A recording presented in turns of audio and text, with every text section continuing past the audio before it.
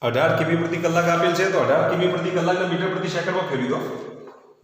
18 કિમી પ્રતિ કલાક આ વેગ આપેલ છે અને મીટર પ્રતિ સેકન્ડમાં ફેરવી દો. 18 ગુણ્યા કિમીના 1000 અને ભાગ્યા કલાકના 3700 એટલે આના બરાબર કેટલા થાય બોલો?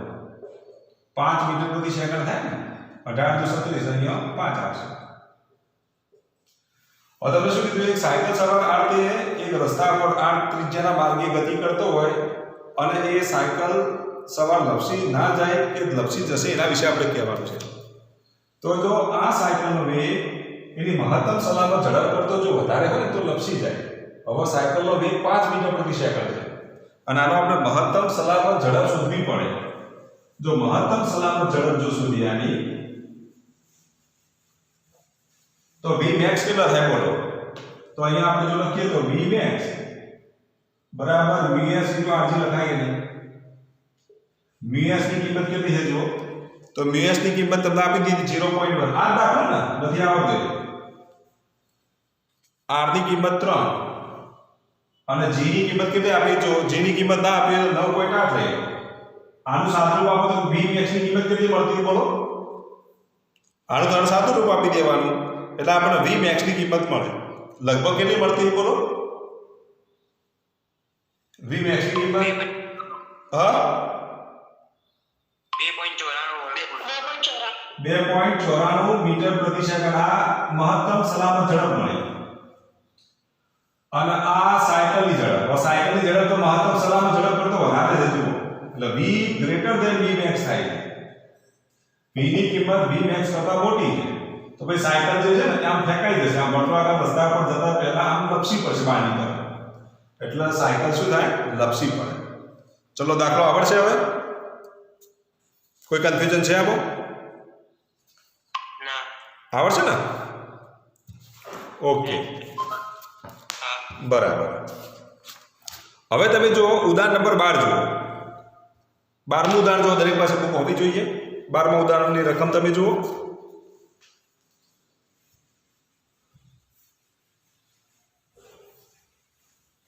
તો ઉદાહરણ નંબર 12 જો આવું આપેલું છે આકૃતિ 5.15 તો 5.15 આકૃતિ તમારી બુકની અંદર છે તો દરેક પાસે બુક હોવી જોઈએ. તો આકૃતિ 5.15 જુઓ. એક નરમ સમશીલી સપાટી પર લાકડાનો 2 kg દળનો એક બ્લોક સ્થિર રહેલો છે. આવી એક સમશીલી સપાટી આપેલી છે. આ સમશીલી સપાટી પર 2 kg દળનો એક બ્લોક છે લાકડાનો. આવો એક બ્લોક શું છે? સ્થિર રહેલો છે. જ્યારે 25 kg દળના લોખંડના એક નળાકારને આ બ્લોક ઉપર મૂકવામાં આવે. ધારો કે આ સમશીલી સપાટી છે. આ સપાટી પર 2 kg દળનો આવો એક બ્લોક છે. એની પર આવો એક નળાકાર ગોઠવવામાં આવે. આવો જ્યારે લોખંડનો નળાકાર મૂકવામાં આવે આનું દળ કેટલું છે? તો 25 kg છે. લોખંડના નળાકારનું દળ કેટલું આપે છે? 25 kg આપેલ છે. અને આ નળાકારને બ્લોક પર મૂકવામાં આવે ત્યારે આનું તળિયું સતત નમતું રહે એટલે કે નીચે તરફ ગતિ કરે. આ તળિયું નીચે તરફ ગતિ કરવા લાગે છે. આ તળિયું પહેલા કેવું હતું? સ્થિર હતું. અહીંયા તળિયું સ્થિર છે.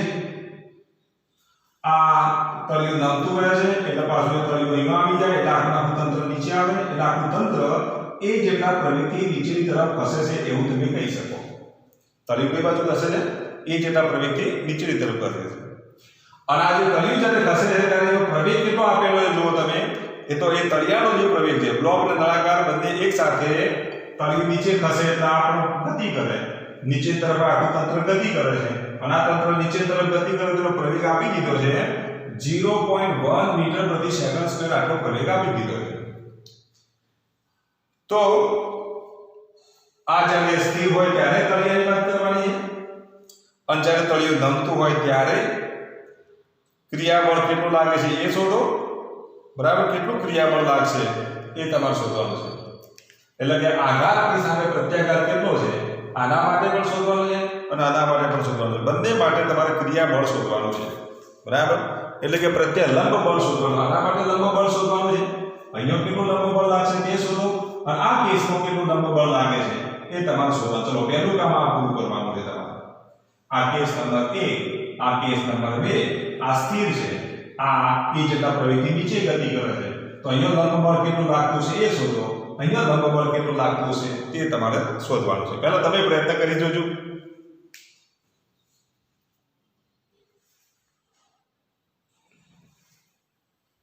પહેલા તમે પ્રયત્ન કરો.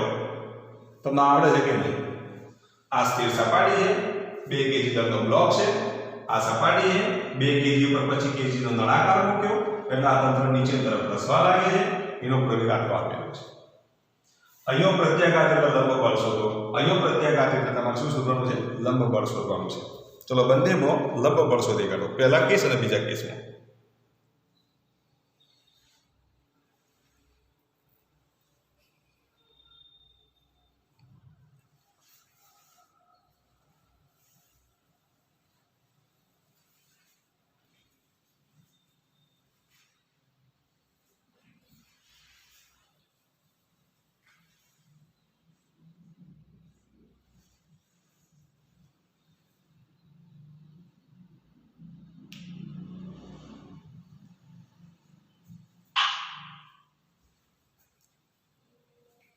चलो पहला केस में बात करिए जो खबर ना पड़े तो ये देना आपको एवो दाखलो પછી હું તમને ગણવા આપું છું એક્ઝેક્ટ એવો દાખલો આપીશ પહેલા એ દેના આપો ચલો 2 kg નો બ્લોક સ્થિર છે જો જો એ દેના આપજો 2 kg નો બ્લોક સ્થિર છે તો આના પર નીચે તરફ કયું બળ લાગે તો વજન બળ લાગે ઉપરની તરફ લંબ બળ અથવા તો એને આપણે સંપર્ક બળ કહીશું અથવા તો પ્રત્યાઘાત બળ કહીએ બરાબર આ સપાટી પર આ શું કહેવાય આઘાતી બળ કહેવાય તો કયું બળ કહેવાય પ્રત્યાઘાતી બળ કહેવાય जो અહીંયા ધ્યાન આપજો વજન બળ કેટલું છે તો mg છે ઉપરની તરફ લંબ બળ કેટલું છે m છે ચલો ખ્યાલ આવ્યો સ્થિર હોય ત્યારે તમે શું લખશો બોલો n બરાબર અથવા તો સંપર્ક બળ r બરાબર શું લખીશું mg m ની કિંમત કેટલી આપી છે 2 g ની કિંમત કેટલી લેવાની આ દાખલા પરથી 10 મીટર પ્રતિ સેકન્ડ સ્ક્વેર લો તો 20 ન્યૂટન થાય તો આ ક્રિયા બળ જે છે લંબ બળ જે છે કેટલું આવશે 20 ન્યૂટન જેટલું આવે કેટલું આવે 20 ન્યૂટન જેટલું આવે હવે આ ક્લિયર કરો જો આ સપાટી ના હોય ધારો કે આ સપાટી છે આ 2 kg નો બ્લોક છે અહીંયા ધ્યાન આપજો હવે આમાં લાગતા બળોની ચર્ચા કરવાની છે આપણે ધારો કે આ સપાટી છે આ મેં 2 kg બ્લોક મૂકી દીધો આ રીતે બરોબર તો આ બ્લોક વડે આના પર આઘાત લાગે તો એના પર પ્રત્યાઘાત લાગે તો આ વજન બળના આપણે શું 20 ન્યૂટન નો આઘાતી બળ લાગે तो પછી પ્રત્યાઘાતી બળ પણ કેટલું લાગે છે 20 ન્યૂટન નું લાગે છે પ્રત્યાઘાતી બળ કેટલું લાગે છે 20 ન્યૂટન લાગે આ આઘાતી બળ સામે પ્રત્યાઘાત ચલો ખબર પડી પરંતુ આ સપાટી ના હોય તો આ બ્લોક કઈ બાજુ તો એ વજન બળ તો લાગવાનું છે ધારો કે આ સપાટી છે તો એ વજન બળ લાગે સપાટીથી દૂર કરી દો તો એ વજન બળ તો લાગે તો એ વખતે આઘાતી બળ કયું બનશે તો પૃથ્વી વડે આ m દળના પદાર્થ પર કયું લાગે છે બોલો તો પૃથ્વી વડે m દળના પદાર્થ પર આઘાતી બળ લાગે तो m दळનો પદાર્થ એ પૃથ્વી પર કયું બળ લગાડે પ્રત્યાઘાતી બળ લગાડે તો આટલું યાદ રાખજો તમે પૃથ્વી પર જેટલું બળ લગાડો છો એટલું બળ પૃથ્વી તમારા ઉપર લગાડે છતાં પણ જે ફેરફાર થાય છે તમારામાં થાય કારણ કે આ જે માર્કર પેન જે છે ને એ પૃથ્વી પર જેટલું બળ લગાડશે ગુરુત્વાકર્ષણ બળ એટલું જ ગુરુત્વાકર્ષણ બળ એ પૃથ્વી એ માર્કર પેન પર લગાડે છે છતાં પૃથ્વીમાં કોઈ ફેરફાર જોવા નથી મળતો પૃથ્વી ઉપર આવતી નથી પણ માર્કર પેન નીચે જાય કેમ કારણ કે આનું દળ ઓછું છે આનું દળ કેવું છે ઓછું છે तो ए पृथ्वी वडे जे वजन बल लागे तो पृथ्वी वडे मार्कर पेन पर जे वजन बल लगाड़े छे तेने आपणे आघाती बल कहीशुं तो मार्कर पेन वडे पृथ्वी पर जे बल लगाड़े तेने आपणे कयुं बल कहीशुं तो प्रत्याघाती बल कहीशुं तो एकने क्रिया बल कहीशुं तो बीजाने शुं कहेवाय प्रतिक्रिया बल कहेवाय બંનેના મૂલ્યો સમાન દિશાઓ પરસ્પર વિરુદ્ધ તો ધારો આ 2 kg દળનો પદાર્થ હોય તેના પર લાગતા બળની જો ચર્ચા કરીએ તો 2 kg બળ તો લાગતા બળની ચર્ચા કરીએ તો લાગતા બળો तो ए सर फरीથી સમજાવો તમારો અવાજ ક્લિયર નતો આવતો એટલે ખબર નથી પડી ઓકે ફરીથી બોલતા જો અહીંયા દેખાવો પહેલા કેસની અંદર સપાટી સ્થિર છે તો એ વખતે લાગતું બળ આપણે શોધવું હોય તો વજન બળ અને ક્રિયા બળ એટલે કે લંબ બળ બંનેના મૂલ્યો સમાન છે તો આ લંબ બળ જો શોધવું હોય તો n બરાબર r બરાબર mg લખી કારણ કે સપાટી કેવી છે સ્થિર છે m ની કિંમત આપણે કેટલી મૂકી દઈએ 2 મૂકી દઈએ g ની કિંમત આપણે 10 મૂકી દઈએ તો 20 ન્યૂટન જેટલું બળ લાગે m ની કિંમત 20 ન્યૂટન w ની કિંમત પણ 20 ન્યૂટન બંનેના મૂલ્યો સમાન એટલે પરિણામી બળ કેટલું થાય તો આ 2 kg દળના બ્લોક ઉપર લાગતું પરિણામી બળ આવો આપણે લખી શકીએ કે 2 kg ના બ્લોક ઉપર લાગતું પરિણામી બળ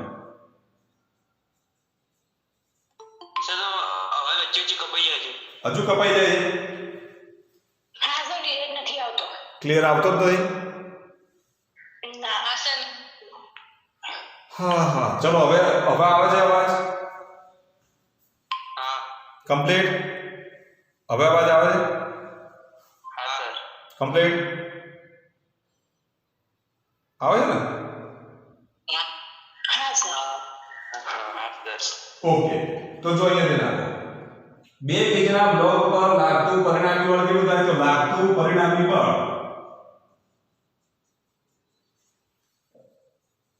0 ન્યૂટન છે 0 છે કેમ પરિણામી બળ શૂન્ય તો n ના r ના મૂલ્યો સમાન છે દિશાઓ પરસ્પર વિરુદ્ધ છે તો પરિણામી બળ કેટલું થશે શૂન્ય થશે હવે શૂન્ય થવાનું કારણ શું તો એક આઘાતી બળ હોય તો બીજું શું હોય પ્રત્યાઘાતી બળ હોય એક આઘાતી બળ હોય તો બીજું કયું છે પ્રત્યાઘાતી બળ તો ચલો પહેલા કેસ માટે તમે આખું પહેલા લખી દો એટલે પછી હું નીચે લખાઈ દઉં તો આના પર લાગતું પ્રત્યાઘાતી બળ 20 ન્યૂટન છે તો 2 kg ના બ્લોક પર લાગતું પરિણામી બળ કેટલું થશે તો 0 થશે કેમ 0 થશે તો કારણ કે આઘાતી બળ અને પ્રત્યાઘાતી બળના મૂલ્યો સમાન છે દિશાઓ પરસ્પર વિરુદ્ધ છે માટે લાગતું બળ 0 ન્યૂટન છે ચલો પહેલા આટલું લખી દો તમે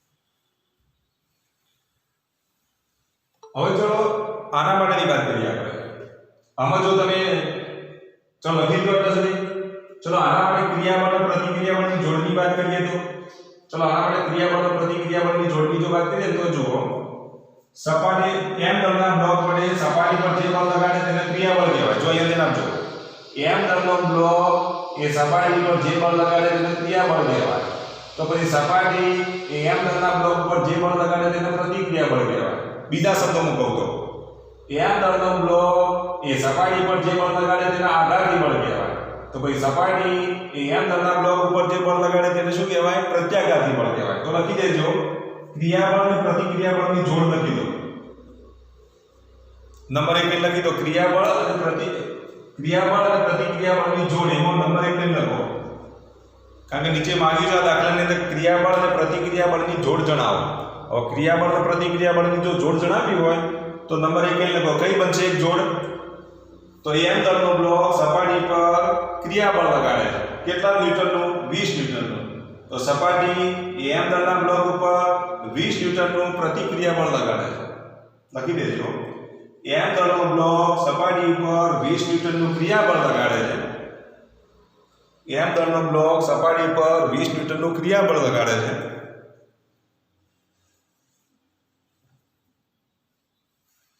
તો સપાટી m દળના બ્લોક ઉપર 20 ન્યૂટનનું પ્રતિક્રિયાબળ લગાડે છે સપાટી m દળના બ્લોક ઉપર 20 ન્યૂટનનું પ્રતિક્રિયાબળ લગાડે છે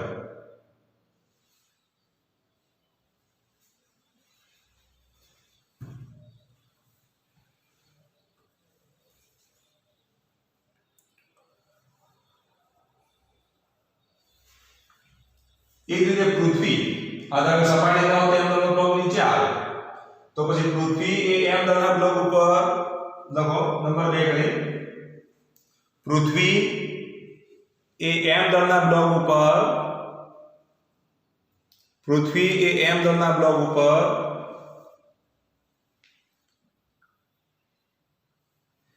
20 ન્યૂટનનું ક્રિયાબળ લગાડે છે પૃથ્વી એ m દળના બ્લોક ઉપર 20 ન્યૂટનનું ક્રિયાબળ લગાડે છે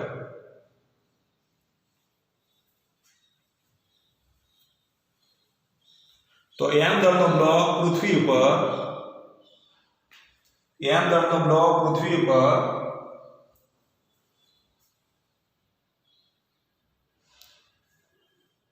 20 ન્યૂટનનું પ્રતિક્રિયાબળ લગાડે છે 20 ન્યૂટનનું પ્રતિક્રિયાબળ લગાડે છે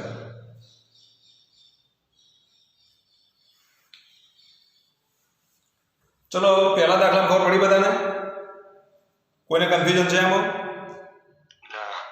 ઓકે હવે જો બીજો દાખલો જુઓ તમે આ સપાટી છે હવે તમારે જો વિચારવાનું જો આ સપાટી છે 2 કેજી અને 25 કેજી દળનું તંત્ર છે આ એટલે કેટલા કેજી નું તંત્ર થયું 27 કેજી નું તંત્ર થયું કે ના થયું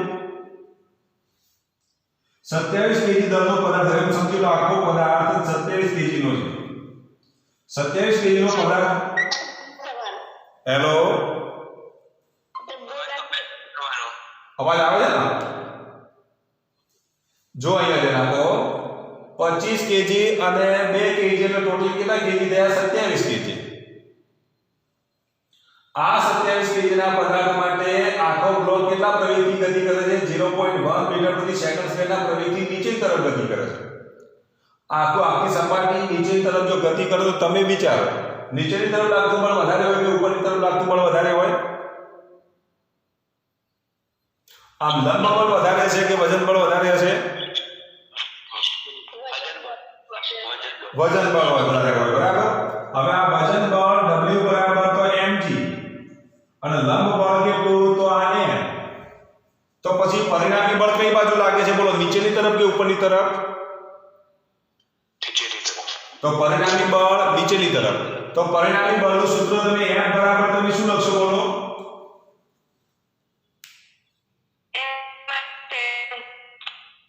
F બરાબર શું લખાય બોલો નીચેની તરફ વજન બળ લાગે છે ઉપરની તરફ લંબ બળ લાગે છે તો F બરાબર તમે શું લખશો મોટા બળમાંથી નાનું બળ શું કરવું પડે બાદ કરવું પડે કે ના કરવું પડે તો એ વખતે આપણે W - m લખાયું ને બોલો હા લખાય ને તો એ વખતે પરિણામ એટલે કે સંપર્ક બળ કેટલું છે આ લંબ બળ કેટલું છે જો શોધવું હોય તો લંબ બળ n બરાબર શું લખીશું W - m W ની જગ્યાએ શું લખીશું mg અને f ની જગ્યાએ ma લખાય કે ના લખાય f એટલે ન્યૂટનના એક સ્ટેપ વધારે લખજો અહીંયા નાખો f ની જગ્યાએ હવે તમે શું લખશો ma લખાય ન્યૂટનના ગતિના બીજા નિયમ મુજબ પરિણામી બળ f જેટલું લાગે છે તેથી આ પદાર્થ a જેટલા પ્રવેગથી ગતિ કરે છે જો વજન બળ વધારે છે લંબ બળ ઓછું છે પરિણામી બળ કેટલું મળશે તો વજન બળમાંથી લંબ બળ બાદ કરીએ તો જ આ સપાટી નીચે તરફ ગતિ કરે તો f ની જગ્યાએ તમે શું લખશો બોલો a જેટલા પ્રવેગથી નીચે તરફ ગતિ કરે તો f ની જગ્યાએ ma લખાય બોલો f ની જગ્યાએ ma બરાબર W - m લખાય ને અને W ની જગ્યાએ શું લખીશું mg - m તો પછી n ના કરતા બનાવો તો આને ઉપાડીને આ બાજુ લાવો આના બાજુ લાવો તો પછી m કોમન કાઢો તો g - a g ની કિંમત કે લઈ લો 9.10 લેવાની a ની કિંમત 0.1 લઈ લો m ની કિંમત 27 મૂકી દો ટોટલ દળ કેટલું છે 27 છે ટોટલ દળ 27 g ની કિંમત 10 લો a ની કિંમત 0.1 લો આનું સાદુરૂપ આપો એટલે લંબ બળ મળી જશે તો એ લંબ બળ શોધી કાઢો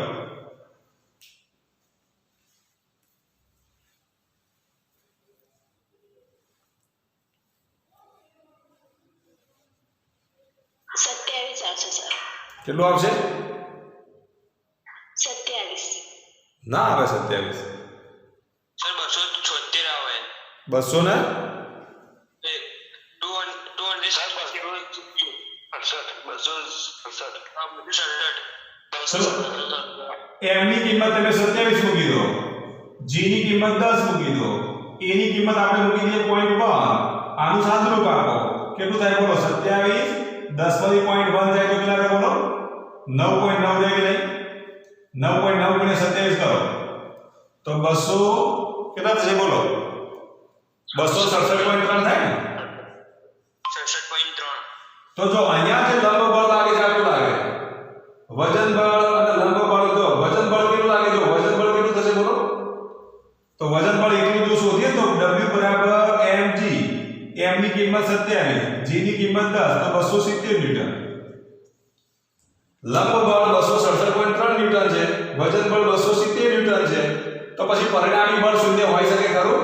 તો પરિણામી બળ m * a કરો એટલે પરિણામી બળ મળી જશે, અથવા બેની બાદબાકી કરો, આ બેની બાદબાકી કરો તો આપણને પરિણામી બળ મળે કે નહીં? તો પરિણામી બળ કેટલું મળશે? F બરાબર W માઈનસ m. તો W ની કિંમત 270, m ની કિંમત 267.3, તો કેટલું પરિણામી બળ મળે બોલો? તો અહીંયા પરિણામી બળ કેટલું મળશે?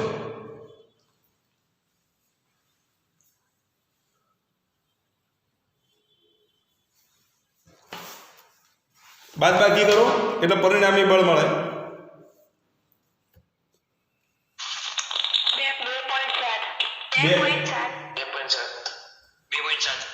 2.7 ન્યૂટન. તો અહીંયા જો પરિણામી બળ શૂન્ય હતું, જ્યારે અહીંયા પરિણામી બળ શૂન્ય નથી, 2.7 ન્યૂટન જેટલું પરિણામી બળ લાગે છે, માટે તંત્ર આટલા પ્રવેગથી નીચેની તરફ ગતિ કરે છે.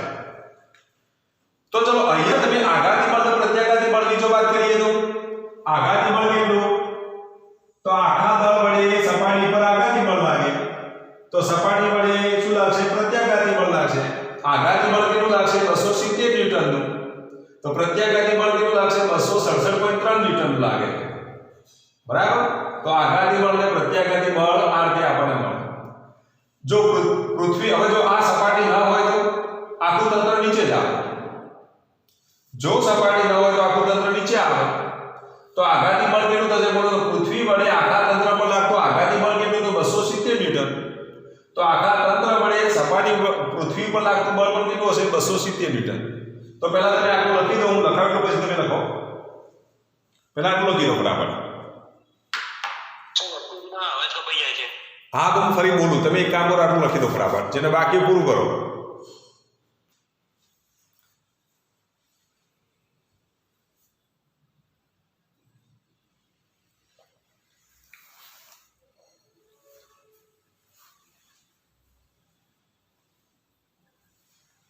તો લખો ક્રિયાબળ અને પ્રતિક્રિયાબળની જોડ, ક્રિયાબળ અને પ્રતિક્રિયાબળની જોડ, ક્રિયાબળ અને પ્રતિક્રિયાબળની જોડ, એમાં નંબર 1 કરી લખો. પૃથ્વી વડે તંત્ર પર લાગતું ગુરુત્વાકર્ષણ બળ, પૃથ્વી વડે તંત્ર પર લાગતું ગુરુત્વાકર્ષણ બળ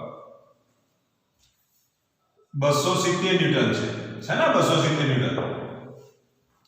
પૃથ્વી વડે તંત્ર પર લાગતું ગુરુત્વાકર્ષણ બળ 270 ન્યૂટન છે.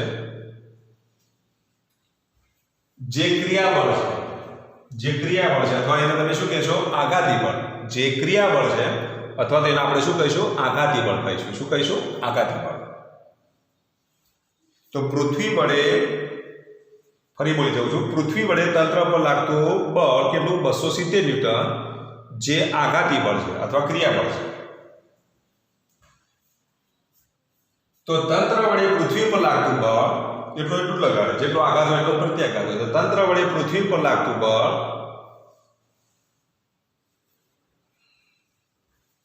તંત્ર વડે પૃથ્વી પર લાગતું બળ 270 ન્યૂટન છે. તંત્ર વડે પૃથ્વી પર લાગતું બળ 270 ન્યૂટન છે. જે પ્રતિક્રિયા બળ છે, જે પ્રતિક્રિયા બળ છે, તંત્ર વડે પૃથ્વી પર લાગતું બળ એ 270 ન્યૂટન છે. જે પ્રતિક્રિયા બળ છે, જે પ્રતિક્રિયા બળ છે.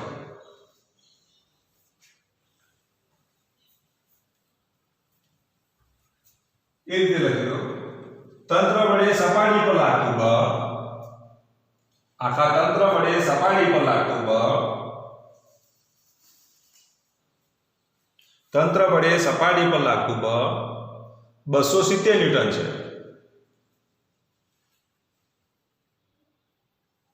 તંત્ર વડે સપાટી પર લાગતું બળ એ 270 ન્યૂટન છે. જે ક્રિયાબળ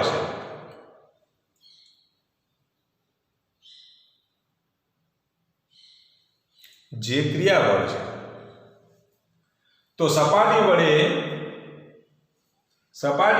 તંત્ર પર લાગતું બળ, સપાટી વડે તંત્ર પર લાગતું બળ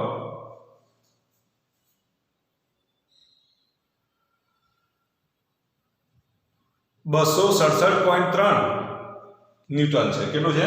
267.3 ન્યૂટન છે. આ સપાટી વડે તંત્ર પર લાગતું બળ છે ઉપરની તરફ. કેટલું છે? 267.3 ન્યૂટન છે. જે પ્રતિક્રિયા બળ છે, જે કયું બળ છે? પ્રતિક્રિયા બળ છે.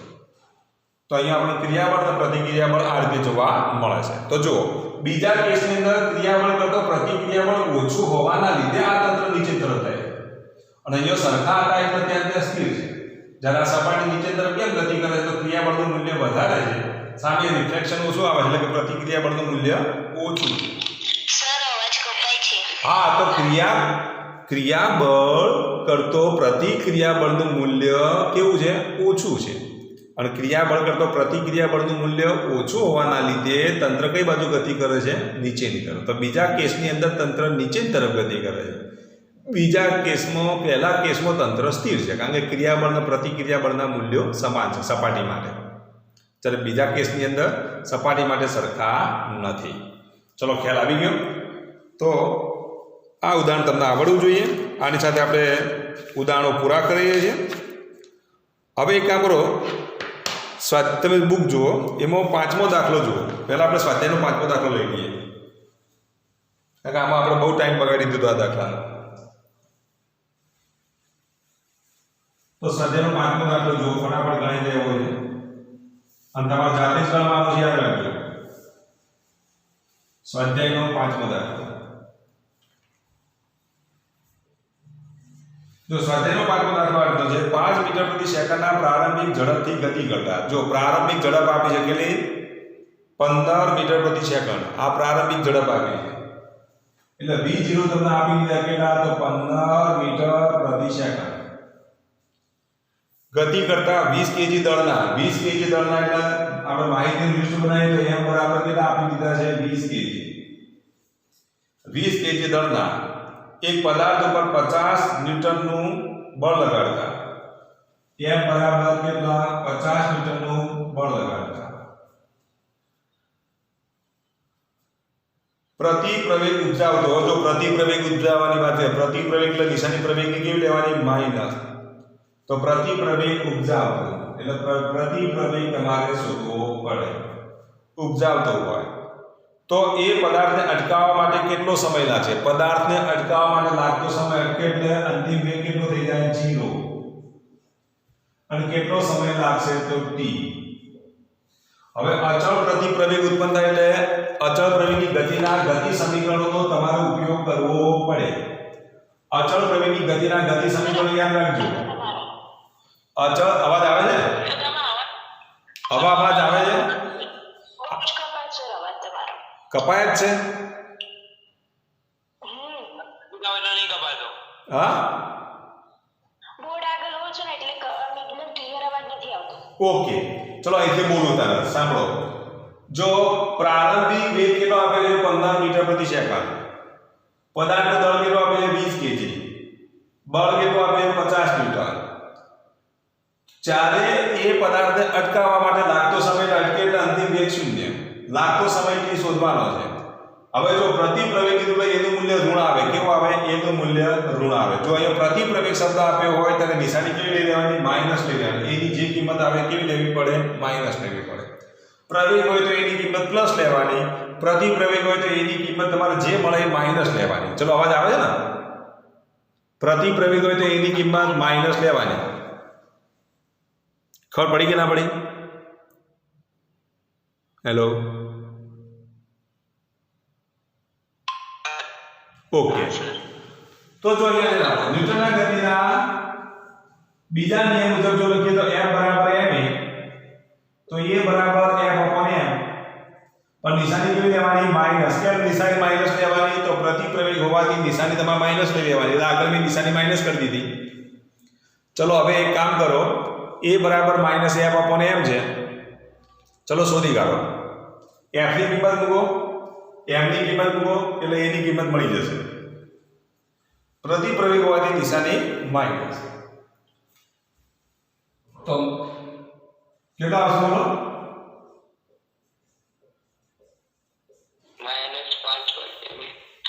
-5 ભાગ્યા એટલે -2.5 મીટર પ્રતિ સેકન્ડ સ્ક્વેર થાય. હવે ચલો સમય શોધવા માટે પ્રવેગની કિંમત તમારી જોડે છે, વેગની કિંમત છે અને સમય શોધવાનો છે. કયું સૂત્ર વાપરશું બોલો? પ્રવેગ છે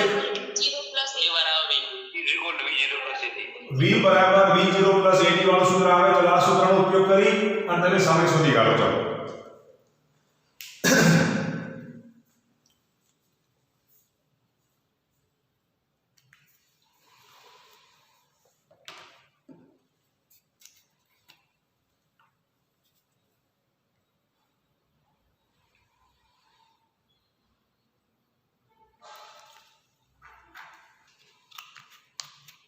સર 6 સેકન્ડ. 6 સેકન્ડ. ઓકે, સરસ. ચલો બરાબર 6 સેકન્ડ જવાબ આવી જાય બધાને? હા આવી જાય. ઓકે. તો જેનો જવાબ ના આવતો અહીંયા જઈને આપજો. v ની કિંમત 0 મૂકી દો, v0 ની કિંમત 15 મૂકી દો, a ની કિંમત -2.5 * t. આના બાજુ લઈ જઈએ તો 2.5 t, આ માઈનસ છે તો આ બાજુ જશે પ્લસ, બરાબર 15. તો t બરાબર 15 ભાગ્યા 2.5 એટલે 6 સેકન્ડ થાય. તો t ની કિંમત કેટલી મળશે? 6 સેકન્ડ મળે.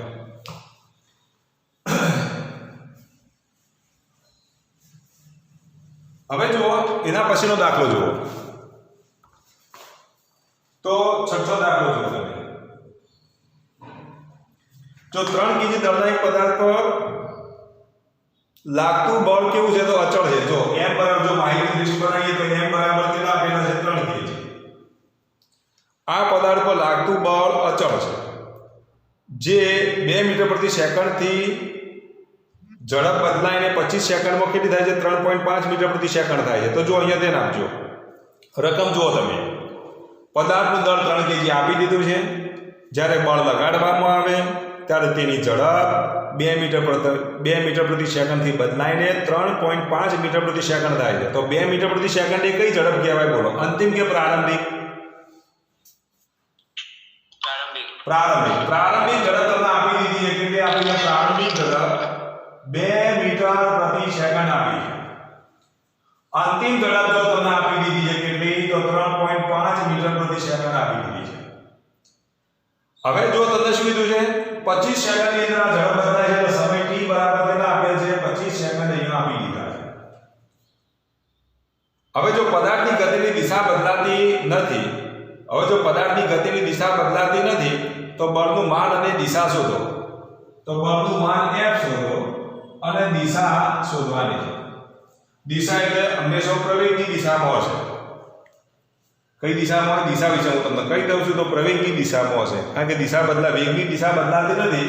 એટલે વેગનો પ્રવેગની દિશા સમાન, અને જ્યાં પ્રવેગની દિશા હોય ત્યાં જ બળની દિશા હોય. ચલો ખ્યાલ આવી ગયો? ચલો F શોધવાના છે. F નું સૂત્ર તમને ખબર છે કે M બરાબર L લખાય કે નહીં? M તો તમને આપી દીધા છે, પણ એ આપ્યા નથી. તો એ માટે આટલી માહિતી આપી છે, કઈ સૂત્ર વાપરશો બોલો? પ્રવેગ શોધવા માટે તમે આટલું જો માહિતી આપી હોય તો પ્રવેગ શોધવા માટે તમે કયું સૂત્ર વાપરશો? આપણી પાસે 3 ગતિ સમીકરણો છે. કયા કયા જો તમને? આપણી પાસે આટલા સમીકરણો છે ને. એક સમીકરણ આવું છે d બરાબર v0t + 1/2 t સ્ક્વેર છે. બીજું સમીકરણ v2 - v02 બરાબર 2ad છે. અને ત્રીજું સમીકરણ v બરાબર v0 + at છે. તો આ સૂત્ર આવે કે ના આવે? ચલો આ સૂત્રનો ઉપયોગ કરી પહેલું કામ તમે પૂરું કરો એ શોધી કાઢો. ચલો એ શોધો.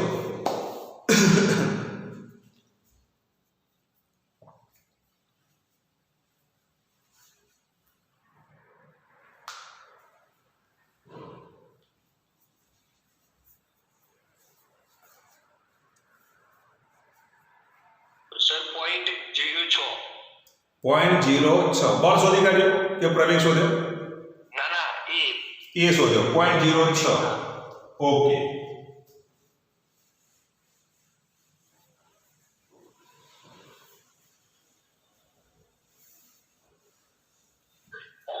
સર દાખલો ફરીથી સમજાવો.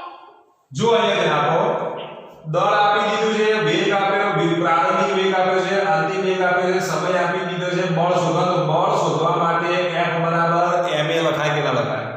હવે F બરાબર ma તો m તો આપી દીધા, પણ એ શોધવા માટે આટલી માહિતી આપી છે. આમાંથી કયું સૂત્ર આપણે બોલો એ શોધવા માટે? અચળ પ્રવેગ કીધો છે. અચળ પ્રવેગના ગતિ સમીકરણનું સૂત્ર વપરાય કે નહીં? તો આ તો સૂત્ર તો વાપરીએ તો d આપેલ નથી માટે આ સૂત્ર તો આવે જ નહીં. ચલો આ સૂત્ર વાપરીએ તો અમે d આવે છે તો આ ના આવે. તો પ્રવેગ શોધવા માટે તો આ સૂત્ર આવે ને, v બરાબર v0 + at. જો t આપી દીધા, v0 ને v આપી દીધા, તો એના પરથી પ્રવેગ મળે કે ના મળે? તો અહીં આપણે પહેલા પ્રવેગ શોધી કાઢીએ. તો v બરાબર v0 + at. v ની કિંમત 3.5, v0 ની કિંમત 2, a ની કિંમત શોધવાની અને t ની કિંમત 25. 3.5 માંથી 2 જાય તો કેટલા થશે બોલો? 1.5 બરાબર 25a. તો a ની કિંમત 1.5 ભાગ્યા 25 કરો, કેટલા આવશે બોલો? આનો ભાગાકાર કરીએ તો કેટલા આવે? સર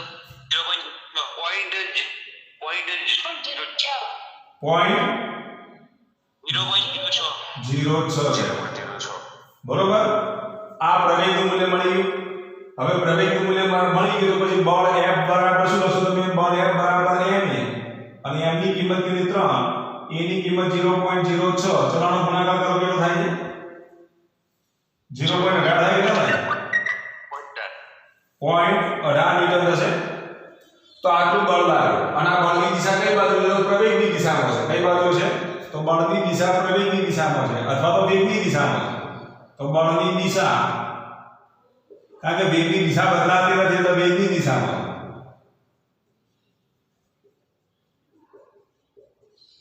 અથવા તો તમે કહી શકો પ્રવેગની દિશામાં. તો બળની દિશા એ વેગની દિશામાં છે અથવા તો પ્રવેગની દિશામાં છે.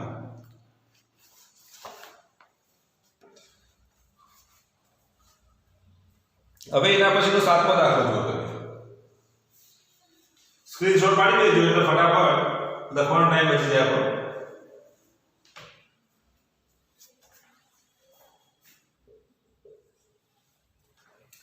જો 7મો દાખલો જુઓ. 5 કેજી દળના એક પદાર્થ પર પરસ્પર લંબ એવા બે બળો લાગે છે, 8 ન્યૂટન અને 6 ન્યૂટન. તો પદાર્થના પ્રવેગનું માન અને દિશા શોધો. જો 5 કેજી દળનો પદાર્થ છે, જો અહીંયા આકૃતિ આપેલી છે, જો આ 5 કેજી દળનો પદાર્થ છે, એના પર તમે રકમ વાંચો ચોકડીની અંદર. શું કીધું છે? તો તેમાં લાગતા બળો આપી દીધા કેટલા? 8 ન્યૂટન અને 6 ન્યૂટન. ધારો કે આ દિશામાં 8 ન્યૂટન બળ લાગે છે, તો આ દિશામાં 6 ન્યૂટન બળ લાગે છે. તો m બરાબર તમને આપી દીધા કેટલા? તો m બરાબર આપી દીધા 5 કેજી. m ની કિંમત 5 કેજી આપી દીધી છે. પણ એ બે બળો આપેલા છે. અને જ્યારે બળ એ સદિશ રાશિ કહેવાય. બળ એ શું કહેવાય? સદિશ રાશિ કહેવાય. અને જો બળ સદિશ રાશિ હોય તો તમારે આનું પરિણામી બળ શોધવું પડે. શું શોધવું પડે? પરિણામી બળ. તો જો આ F1 અને F2 આપી દીધા છે. જો અહીંયા જરા F1 ની કિંમત કેટલી આપી? જુઓ F1 બરાબર 6 ન્યૂટન, F2 બરાબર 8 ન્યૂટન. હવે જો બે પરસ્પર લંબ દિશામાં લાગે એટલે θ બરાબર 90.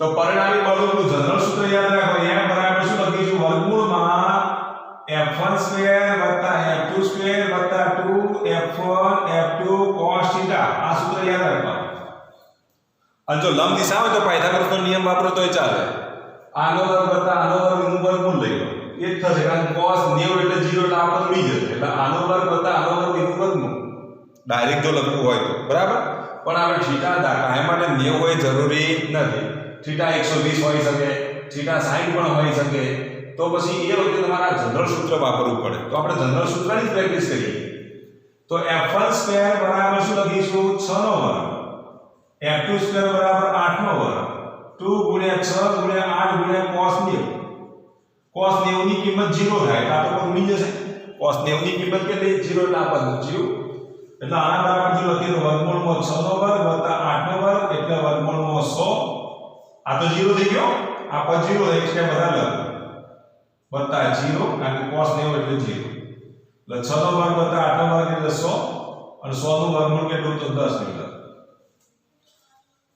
ચલો આટલા સુધી ખબર પડી કે ના પડી ઓકે તો એનો મતલબ એ થયો કે 5 કેજીના દળ ઉપર લાગતું પરિણામી બળ કેટલું થયું તો 10 ન્યૂટન થયું કેટલું થયું 10 ન્યૂટન હવે 10 ન્યૂટન બળ લાગે હવે જો અહીંયા તમે સબાચા પૂર્ણ કરો ને તો આ પરિણામી બળ આ રીતે લાગતું છે તો આકૃતિ દોરતે આવડતી હોય તો આ 6 ન્યૂટન 8 ન્યૂટન તો અહીંયા પરિણામી બળ જો સબાચા પૂર્ણ કરો તો આ પરિણામી બળની દિશા થઈ આ f ની દિશા થઈ હવે અહીંયા ધ્યાન રાખજો પરિણામી બળ તો આપણને મળી આપણે પ્રવેગ શોધવાનો છે તો પ્રવેગ a બરાબર શું લખીશું બોલો f upon m લખાય ને f બરાબર m છે તો પ્રવેગ a બરાબર f upon m a ની કિંમત f ની કિંમત કેટલી 10 m ની કિંમત 5 તો પ્રવેગનું મૂલ્ય કેટલું મળશે 2 મીટર પ્રતિ સેકન્ડ સ્ક્વેર મળે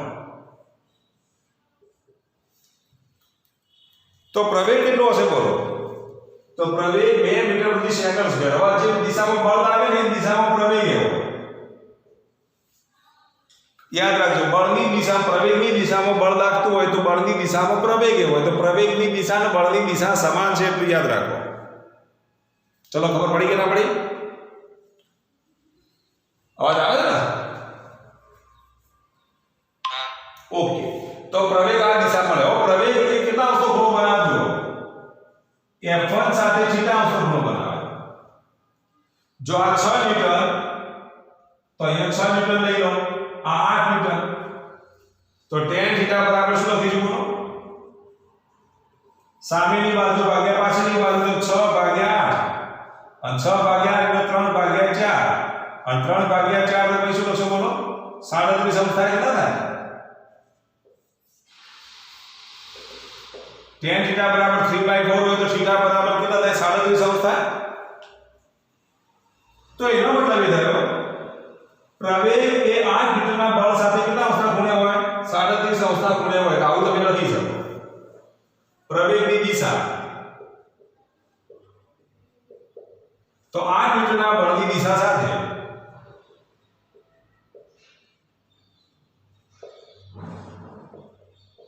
કેટલા અંશના ખૂણે હોય 37 અંશના ખૂણે તો 8 ન્યૂટન બળની દિશા સાથે કેટલા અંશના ખૂણે થાય તો 37 અંશના ખૂણે થાય ચલો ખ્યાલ આવી ગયો ત્યાં સુધી ખબર પડી કે ના પડી હા બોલો આ tan θ બરાબર 6/8 લખ્યું ભેટથી બોલો ને મારે સંભળાયું નતું જો tan θ બરાબર શું લખ્યું સામેની બાજુ ભાગ્યા પાછળની બાજુ સામેની બાજુ એટલે 6 પાછળની બાજુ એટલે 8 એટલે 3 ભાગ્યા 4 તો 3 ભાગ્યા 4 તો θ બરાબર કેટલા મળે 37 મળે और tan θ બરાબર 37 મળે તો એનો મતલબ એ થયો કે આ પ્રવેગની દિશા એ 8 ન્યૂટનના બળ સાથે કેટલા અંશના ખૂણે છે તો 37 અંશના ખૂણે છે એવું જરૂર નહીં કે અહીંયા 37 અંશનો ખૂણો બને તો આ 53 અંશનો બને કે ના બને ટોટલ 90 થાય ને જો આ બાજુ 37 અંશનો ખૂણો તો આ બાજુ 53 અંશનો ખૂણો જો બીજી રીતે લખવું તો તમે શું લખશો બોલો 8 ન્યૂટનના બળ સાથે 37 અંશના ખૂણે તો બીજી રીતે લખવું હોય તો કઈ રીતે લખાય બોલો મારે પ્રવેગની દિશા બીજી રીતે રજૂ કરવી હોય તો કઈ રીતે રજૂ થાય બળની દિશા સાથે અંશનો ખૂણો કેટલા ફરી એકવાર 6 ન્યૂટન બળની દિશા સાથે 53 વેરી ગુડ. તો 6 ન્યૂટનના બળની દિશા સાથે 53 ખૂણે છે એવું તમે લખી શકો. તો આને બીજી રીતે લખીએ તો આ રીતે લખાય 6 ન્યૂટનના બળની દિશા સાથે 53 ખૂણે છે. તો 6 ન્યૂટનના બળની દિશા સાથે 53 ખૂણે એ પ્રવેગની દિશા થશે. પ્રવેગનું મૂલ્ય કેટલું? તો 2 મીટર પ્રતિ સેકન્ડ સ્ક્વેર છે. તો આવો જો એક્ઝામ્પલ પૂછાય તો તમને આવડવો જોઈએ. હવે એક્ઝેક્ટ એવો દાખલો તમને હું આપું છું, તમે જાતે પ્રયત્ન કરજો. 6 ન્યૂટનના 8 મીટરનું બળ લાગે છે. ચલો પદાર્થનું દળ આપણે કેટલું લઈ લઈએ? અહીંયા 30 કેજી લઈ લો. પદાર્થનું દળ 30 કેજી છે. અથવા તો એક કામ કરો, પદાર્થનું દળ આપણે 3 કેજી રાખીએ, 2 કેજી રાખીએ. પદાર્થનું દળ 2 કેજી છે. 6 ન્યૂટન અને 8 ન્યૂટન બળ લાગે છે. થીટા બરાબર 60 અંશ છે. થીટા બરાબર કેટલા છે? 60 અંશ છે. તો ખાલી પ્રવેગનું મૂલ્ય શોધો, બીજું કશું આપણે શોધવું નથી, માત્ર પ્રવેગનું મૂલ્ય શોધો. થીટા બરાબર જો 60 અંશ, આ વધારે આ ગણતરી કરવાની નથી, ખાલી પ્રવેગના મૂલ્ય સુધી ગણી કાઢો.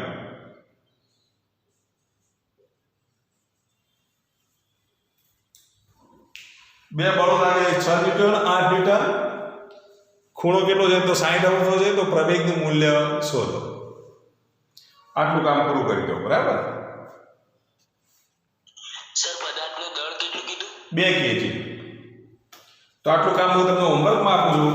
અહીંયા આપણે સ્ટોપ કરીએ છીએ. આટલું પૂરું કરી દેજો. બરાબર?